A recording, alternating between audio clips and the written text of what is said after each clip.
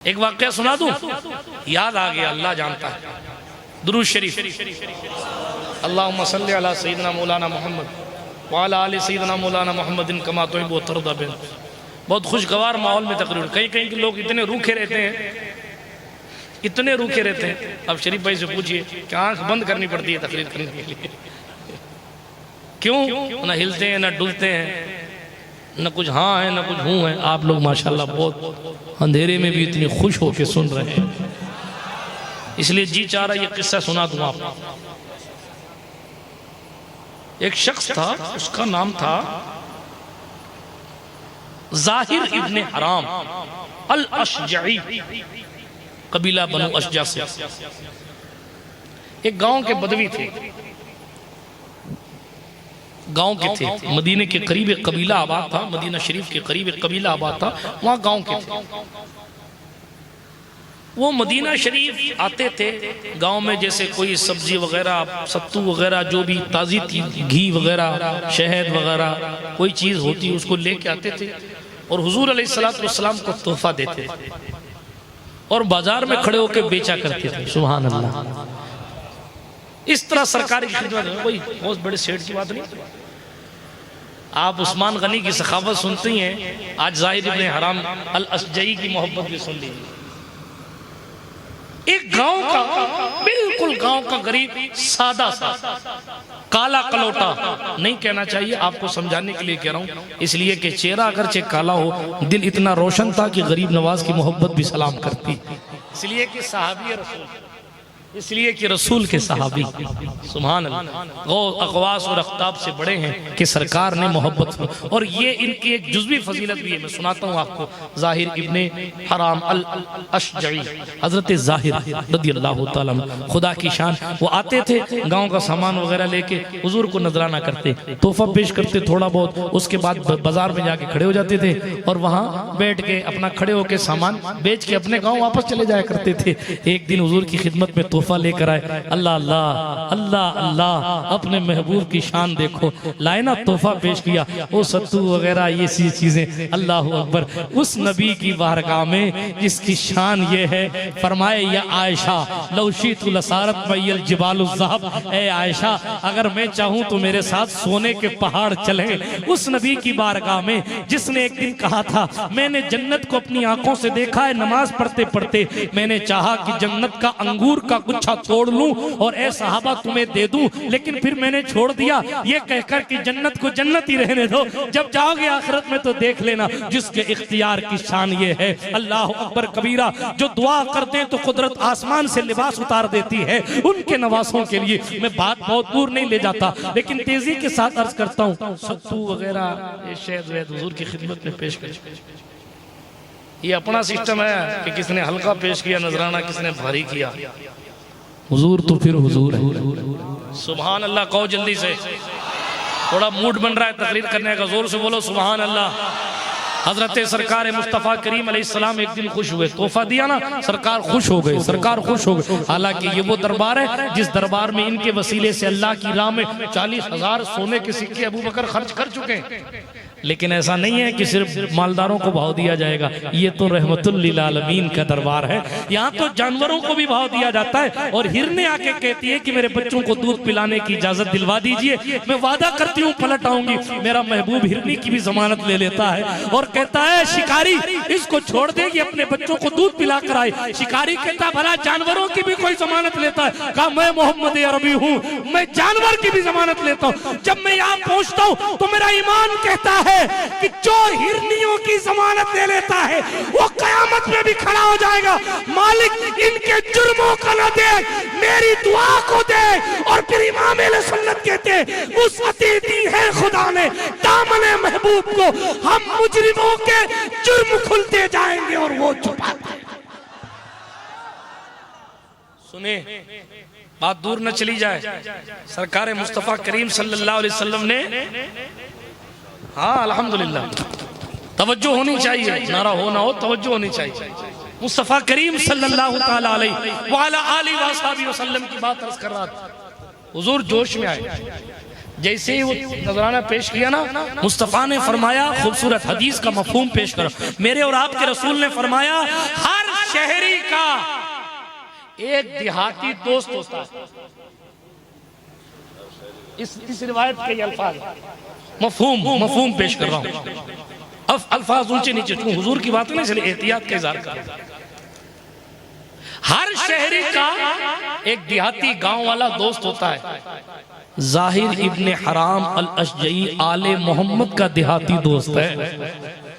आए हाय हाय हाय, खुदा की शान।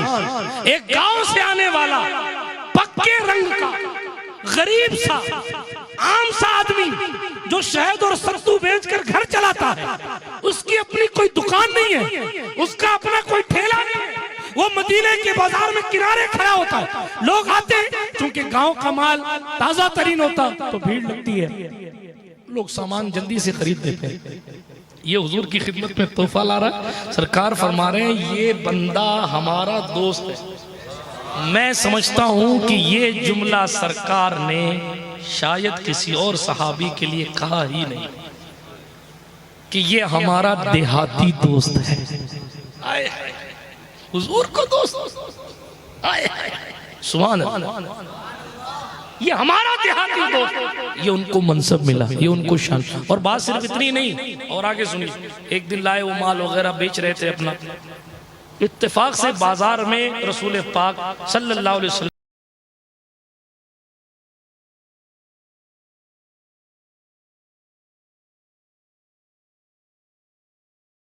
बनफ़्से नफीस तशरीफ ले आए। आए हाय, हमारे यहाँ क्या मसला है, भीड़ में कोई ऑफिसर देख लेता है ना, या कोई बड़े मौलाना साहब, या बड़े, माफ कीजिएगा किन का कहूँ मैं, मौलाना साहब को छोड़ दीजिए, यानी बड़े लोग कह लीजिए, सलाम करो तो जवाब नहीं देते, मिलते नहीं है। और आदमी को कहना पड़ता क्या बात है साहब, भाव नहीं मिल रहा है, अरे मैं बहुत बिजी हूँ, बहुत बिजी हूँ। हमारी आपकी फिक्र, अपने महबूब को देखो, बाजार लगी हुई, पूरी कायनात का मुख्तार, जिसकी रजा कुदरत चाहे, जिसकी सोच लेने फकत से किबला बदल दिया जाए। हाय हाय, जिसको पत्थर सलाम करते हो, जिसके बुलाने पर पेड़ जमीन चीर कर सलामी देने पहुंच जाते हो, जो इशारा करे ना तो पत्थर पानी पे तैर कर आपकी खिदमत में आता है। पत्थर कभी तैरा नहीं करते, लकड़ी तैरती है, कागज तैरता है, लेकिन पत्थर कभी नहीं तैरता, छोटा हो या बड़ा। लेकिन आमिना खातून का शहजादा चाह ले तो पानी की सतह पर पत्थर भी तैरता है और घोड़े भी दौड़ते हैं। दश्त तो दश्त है, दरिया भी न छोड़े हमने, बहरे जुल्मात में दौड़ा दिए घोड़े हमने।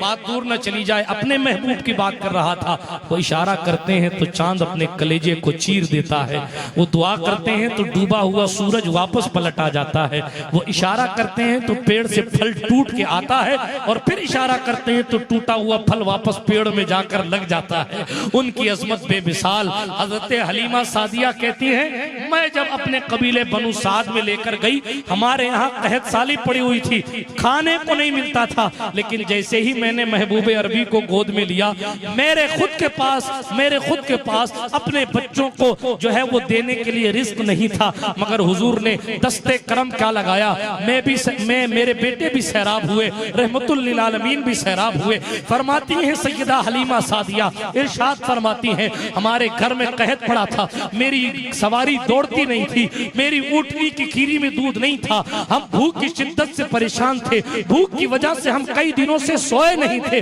मगर इधर सैयदा आमिना से मैंने मुस्तफा जान रहमत को लिया है, और जैसे ही अपने खेमे में लेकर गई हूँ, मेरी ऊँटनी की खीरी में ऑटोमेटिक दूध भर गया। अल्लाह अकबर, हमने इतना दूध पिया, हमारे बच्चों ने पिया, और उसके बाद हमारे पड़ोसियों ने भी पिया। कई दिनों के बाद हमने सुकून की नींद ली, इसलिए कि हम कई दिनों से भूख की वजह से सो नहीं पा रहे थे। मेरे शौहर हारिस ने कहा, ए हलीमा, बड़ी बरकत वाला है ये बच्चा। फिर हम जब हुजूर को लेकर कबीला बनु साद गए तो मेरे घर में रोशनी रोशनी हो गई। ये कंडीशन हुई, मेरे पूरे कबीले की बकरियां जहां भी चर के आती थी, उनके पास दूध नहीं होता था, मेरी बकरियां कहीं भी चर के आ जाती, इतना दूध देती थी कि घर वाले भी पीते थे, पड़ोसी भी पीते थे। मेरी सैयदा हलीमा फरमाती है, मैं अपने महबूब को लेकर गोद में बैठी थी, एक दिन इतने में बकरियों का झुंड जा रहा था, और बकरियों की झुंड में से एक बकरी दौड़ती हुई आई और आकर हुजूर को सजदा किया और कदम चूमा और दौड़कर वापस अपनी रेवड़ में चली गई। सैयदा हलीमा कहती है मेरे हुजूर की शान ये थी, पूरे कबीले में कोई बीमार हो जाता तो मैं 1.5 साल के बज़ाहिर मुस्तफा को लेकर अपनी गोद में बैठी रहती। मेरे कबीले का कोई शख्स अगर बीमार हो जाता और बीमार होने के बाद वो मुझे आकर कहता हलीमा हाँ बोलो, कहा मुझे बीमारी हो गई, कहा तो क्या करूं, कहा तेरे घर में वो चांद जैसे चेहरे वाला वो शहजादा है ना, हाँ हाँ उसको बाहर लाओ, उसका नन्हा हाथ मेरे सर पे रखवा दो और सर पर हाथ रखेगा तो मेरी बीमारी ठीक होगी। हलीमा सादिया कहती है सिर्फ इंसान नहीं, लोग अपनी बकरियों और ऊँटनियों को भी लाकर मेरे घर के सामने खड़ा करके कहते अपने महबूब से कह दे अपना नन्हा सा हाथ फेर दे, खुदा की कुदरत हुजूर के दस्ते अक़दस की बरकत से जानवरों को भी शिफा मिलती।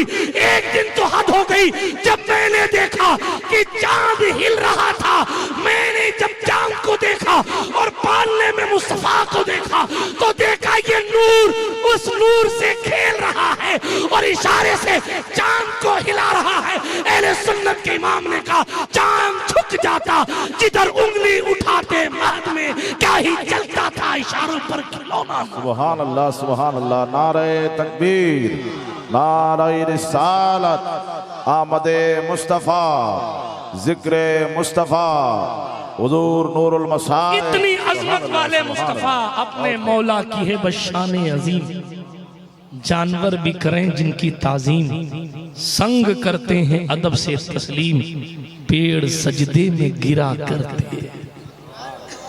अजमत इतनी है बाजार में आए, बाजार में हम मुसाफा करने तैयार नहीं होते, माफ कीजिएगा मैं अपने नफ्स को शामिल कर रहा हूं।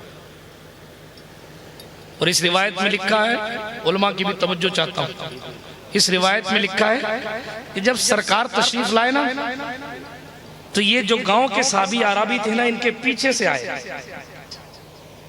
और इनकी आंखों पे हुजूर ने हाथ रखा। सेठ साहब नहीं थे, सेठों के साथ तो अखलाक ऑटोमेटिक अच्छा हो जाता है हमारा आपका। अरे साहब आप तो आप गरीब आदमी, दिहाड़ी करने वाला, शहरी भी नहीं गांव का, और गांव वालों के कपड़े भी फिर ऐसे ही होते, उनका अंदाज़ जिंदगी भी ऐसा होता। गांव तो फिर गांव है, मगर हुजूर की मोहब्बत एक आम आदमी के लिए देखिए।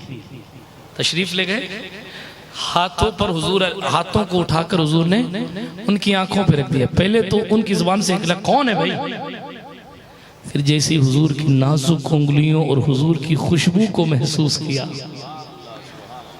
तो अब वो ये नहीं कह रहे कि मैंने पहचान लिया। क्यों?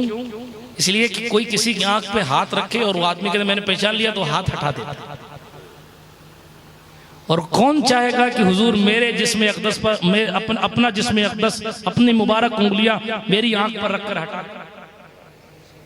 साबित है ना, रिवायत में लिखा है कि उन्होंने ये नहीं कहा मैंने पहचान लिया, उनको महसूस तो हो गया कि ये हुजूर की उंगलियां नाजुक, उनको महसूस हो गया, खुशबू महसूस हुई कि सरकार आ गए, तो उन्होंने अपनी पीठ को हुजूर के सीने से मला ताकि हुजूर के मुबारक जिस्म से मेरी पीठ टच हो जाए और जहन्नम की आग से मेरा पूरा वजूद बच जाए। सुभान अल्लाह सुभान अल्लाह, बहुत सुभान अल्लाह सुभान अल्लाह सुभान अल्लाह। हुजूर भी समझ गए कि पहचान गया, तो सरकार ने हाथ रख के रखे, अरे भाई कौन खरीदेगा इस गुलाम को? वो गुलाम नहीं थे,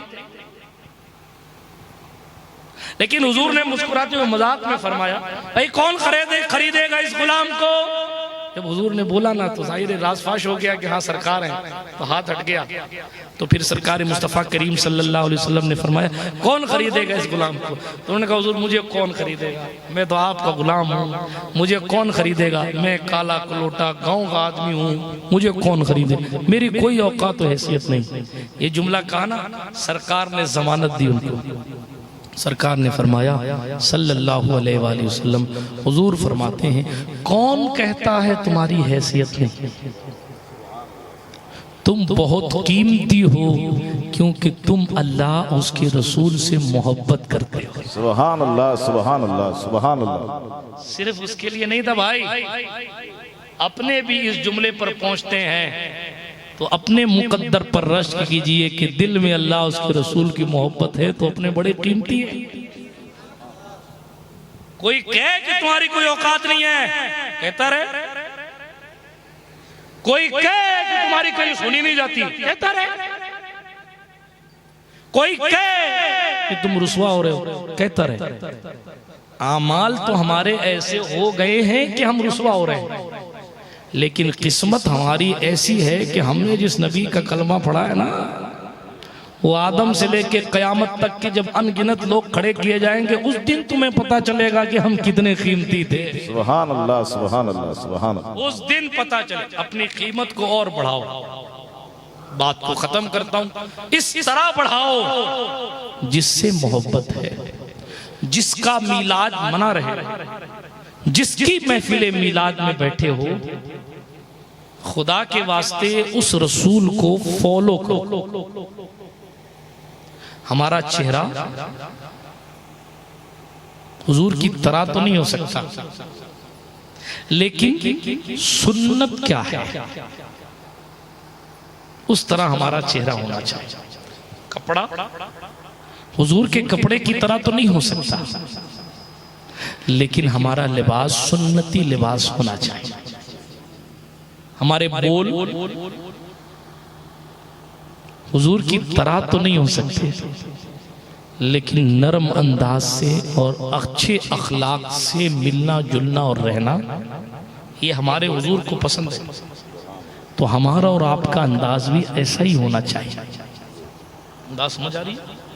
नमाजें पढ़ना हमारे और आपके जिम्मे रसूल देखे गए हैं, इसलिए हमारे और आपके लिए जरूरी है कि हम दुनिया के सारे काम छोड़कर नमाज की पाबंदी करें।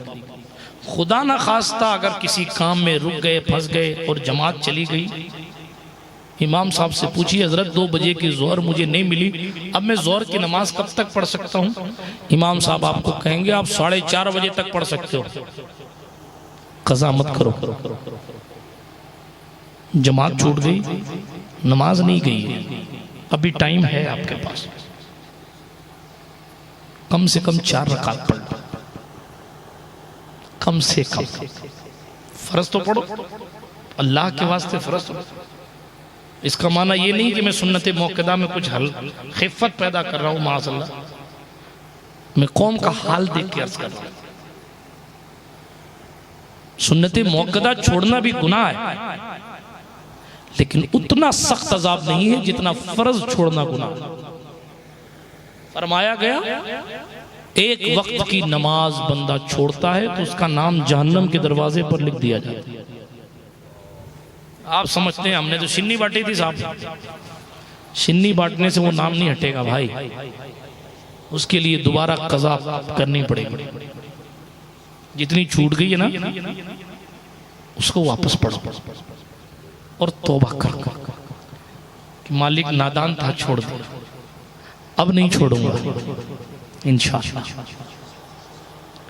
जब तक कोशिश नहीं करेंगे ना, अपने दुनिया में देखें ना, आखिरी बात, अपने दुनिया में देखें, कोई चीज अपने को पानी होती है, कोई चीज कमानी होती है, क्या बगैर मेहनत मिलती है कुछ? बोलो ना, कितनी मेहनत के बाद जाके नौकरी लगती है। लोग सालों साल मेहनत करते हैं तब जाके नौकरी लगती है। कितनी मोटी मोटी किताबें पढ़ते हैं, किताबें तो झड़ती नहीं, बाल झड़ जाते हैं, इतनी मेहनत करते हैं। उसके बाद जो नौकरी मिलती है उसमें भी 8 घंटे ड्यूटी देनी है, 10 घंटे ड्यूटी देनी, तब पैसा आएगा। इतनी मेहनत चंद हजार रुपयों के लिए, रोजगार के लिए, रसूल को पाने के लिए कोई मेहनत नहीं, अल्लाह को मनाने के लिए कोई मेहनत नहीं। क्या ये अक्लमंदी है? आप 10,000 पाने के लिए 10 साल से मेहनत कर रहे हैं, और पूरे ब्रह्मांड के खालिक को पाने के लिए 10 मिनट भी मेहनत नहीं कर रहे हैं, क्या मिलेगा फिर? इसलिए पैसे और जान से भी ज्यादा अहम हमारा और आपका ईमान है। अपने ईमान की हिफाजत कीजिए और दीनदार बनने की सही मानों में कोशिश कीजिए। अल्लाह पाक कहने सुनने से ज़्यादा अमल की तौफीक नसीब फरमाए। गुफ्तगू के दरमियान कोई जुमला अगर गैर शरई निकल गया हो, अल्लाह पाक मुआफ़ फरमाए। अस्तग़फिरुल्लाह तआला रब्बी मिन कुल्लि ज़ंबिन व अतूबु इलैह। अशहदु अल्ला इलाहा इल्लल्लाह वहदहू ला शरीक लह व अशहदु अन्ना सय्यदना मुहम्मदन अब्दुहु व रसूलुहु। सुब्हान